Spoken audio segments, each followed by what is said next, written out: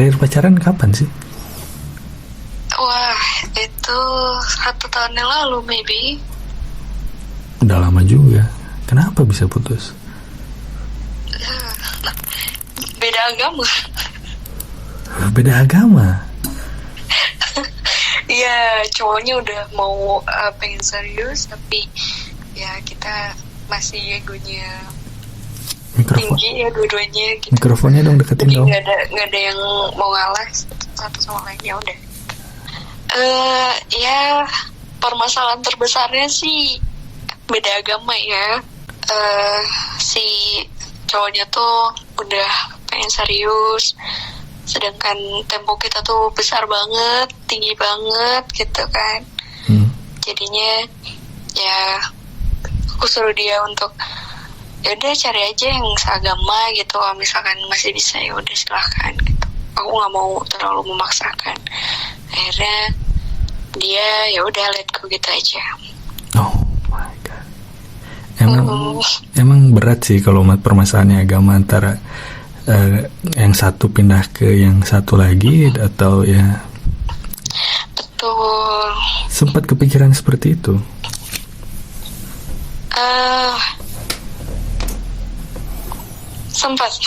Sempat. Oke. Ya begitulah. Tapi dianya udah ada yang lain kayaknya. Anjir. Ya, karena aku bilang kayak gitu kan. Karena nggak mau terlalu memaksakan gitu. Terus sekarang kamu nggak dekat lagi sama siapa gitu? Aku coba deket lagi sama orang lah terus. Tapi tetap penyakitnya sama, beda agama. Emang kamu, sorry ya aku nanya, agamanya apa? Emang kamu agamanya apa? Aku Muslim. Oke. Terus kamu deketnya sama orang yang? Kalau nggak Buddhis ya Protestan. Kalau nggak Buddhis, Protestan. Kok bisa di circle kamu emang nggak ada yang Muslim lagi gitu atau apa gitu? Nggak tahu ya kenapa ya. Soalnya aku benar. Aku minum dulu ya. Minum dulu Bu Haji. Iya boleh. Boleh lah, sok aja. Mau makan dulu juga, mau order GoFood juga boleh. Iya. Hampir aja jemur ini.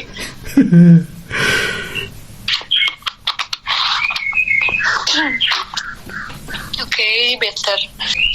Iya, soalnya dari awal tuh aku nggak pernah dapetin seagama, tau gak sih? Aku nggak pernah ngerasain pacaran sama yang seagama. Seumur hidup kamu belum pernah ngerasain? Kalau deket doang pernah, tapi kalau sampai pacaran aku nggak pernah. Karena sepengalaman aku tuh kalau misalkan sama yang beda agama ya masalahnya tuh ya beda agama aja gitu. Tapi kalau yang seagama tuh ada aja gitu yang diribetin sama dia gitu. Gitu.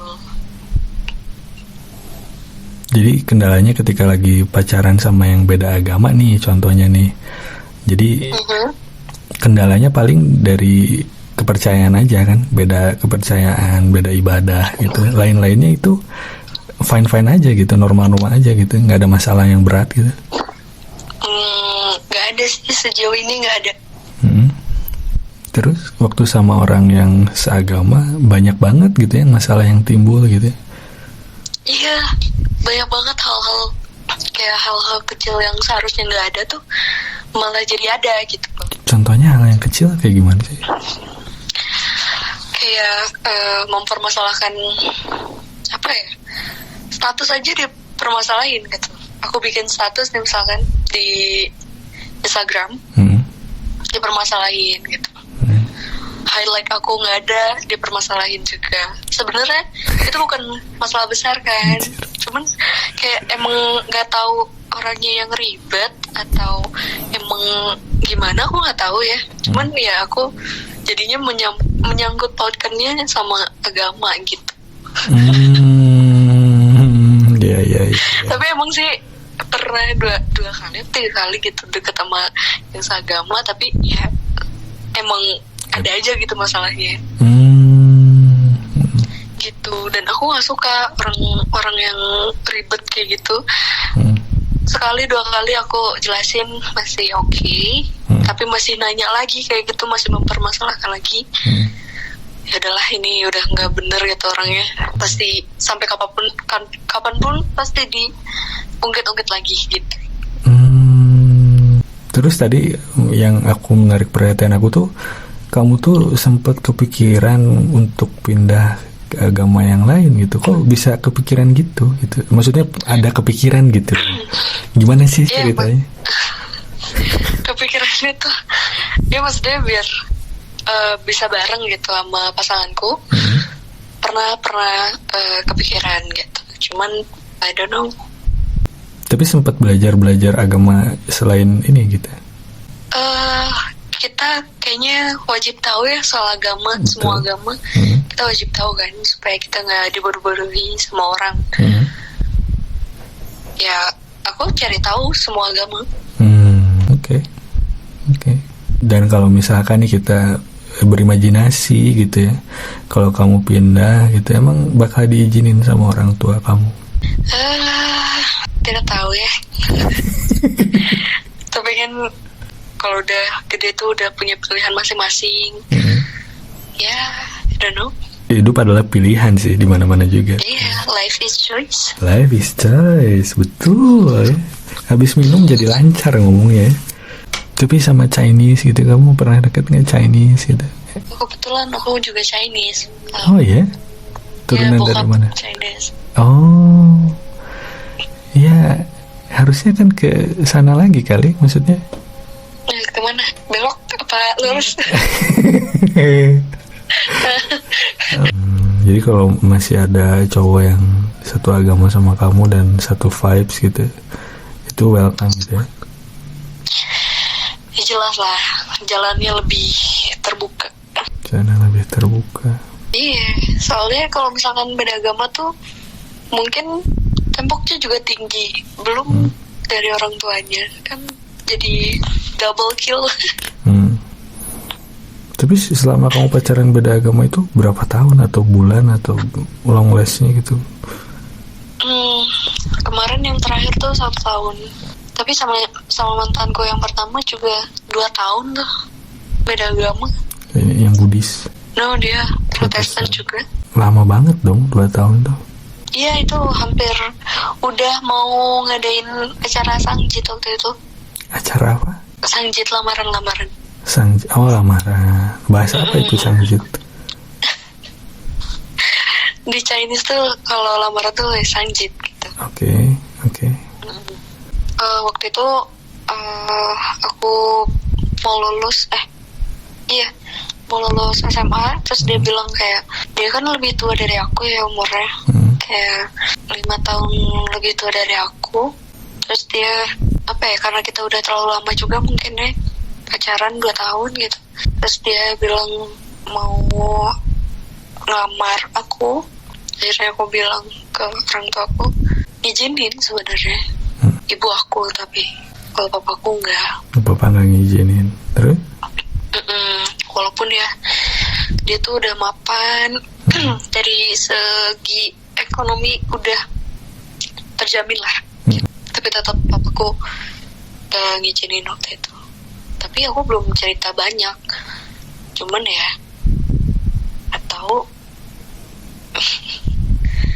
akhirnya aku nggak kasih jawaban apa-apa ke mantanku itu. Aku ghosting gitu aja. Terus 1 tahun kemudian ada pembantunya dia yang sering nganterin makanan ke aku, yang suka disuruh nganterin makanan ke aku, kayak ngasih tahu ke aku gitu bahwa koko mau nikah gitu. Jadi bukan mantanku yang bilang langsung, tapi pembantunya itu yang bilang ke aku. Di situ aku nangis kejer karena ya salahku nggak ngasih jawaban kan waktu itu, karena aku bingung aku harus gimana gitu ya kan, dilema banget soalnya aku harus milih siapa gitu. Emang ada pilihan lain? Enggak, maksudnya pilih orang tua aku atau dia gitu. Gitu, karena papa nggak ngizinin kan waktu itu, karena beda agama juga. Kenapa? Emang alasannya dari papa karena beda agama? Jadi nggak ngizinin gitu. Kayaknya iya, soalnya waktu itu aku nggak terlalu ngobrol banyak sama orang tuaku, cuman aku bilang ke ibuku doang kayak ada yang mau datang nih lamar gitu. Oh ya silakan aja kata ibu. Cuman papaku ya gitulah responnya. Tapi ibu tahu kalau beda agama? Iya, dia welcome banget sama yang beda agama. Malahan ya udah nggak apa-apa katanya. Kalau emang udah jodohnya kamu silahkan. Tapi ada hikmahnya nggak setelah kejadian itu kamu gak jadi itu? Aduh, ada hikmahnya nggak tahu ya. Sampai sekarang karena aku yang ninggalin ya, aku yang nge-ghosting, kayak aku nyesel sih waktu dapat kabar dari ART-nya dia bilang kayak gitu ke aku. Kayak, Ci ini kok kamu nikah katanya. Kamu diundang nggak? Oh enggak. Aku aja nggak tahu kalau Koko mau nikah gitu kan. Soalnya semua akses aku blok, akses komunikasi gitu. Akhirnya ya udah nangis kejer banget. Padahal itu udah 1 tahun nggak komunikasi sama dia kan. Tapi ya yang ditangisin tuh ya penyesalan ada, cuman ya udah mungkin udah jalannya gitu. Nah ini uniknya nih, setelah 1 tahun dia menikah, aku ketemu lagi sama dia. Lah, nggak sengaja. Gimana ceritanya? Aku waktu itu lagi ngurusin apa ya di bank, pokoknya aku lagi ngantri di apa sih teller kan, ngurusin apa gitu aku lupa. Ketemu tuh sama mantan aku itu lewat depan aku, kayak kok kenal gitu. Aku panggil, kok kamu ada di sini gitu.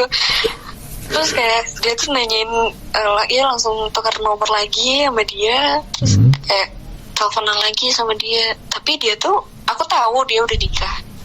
Tapi dia nggak ngaku kalau dia udah nikah. Tapi nggak masalah aku. Oke, menarik. Karena yang ngasih tahu dia nikah tuh bukan dia sendiri kan, dari pembantunya itu kan. Itu aku tanya lah, kamu udah nikah gitu kan?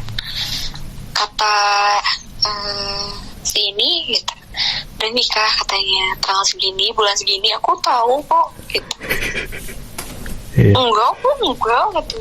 Kalau udah nikah nih cincinnya tuh lihat, nggak ada kan katanya gitu. Emang nggak ada sih, dia emang nggak pakai cincin. Mungkin apa ya, nggak tahu alasannya dia apa nggak pakai cincin nikah. Aku nggak tahu. Terus aku cecer dia lah supaya ngaku ya kan, karena ya masa orang yang selama ini aku percaya, yaitu si pembantunya itu, masa bohong gitu. Akhirnya dia ngaku gitu setelah seminggu gitu, kalau nggak salah ya, apa 2 minggu ya. Akhirnya dia ngaku kayak, ya kamu waktu itu ninggalin saya katanya.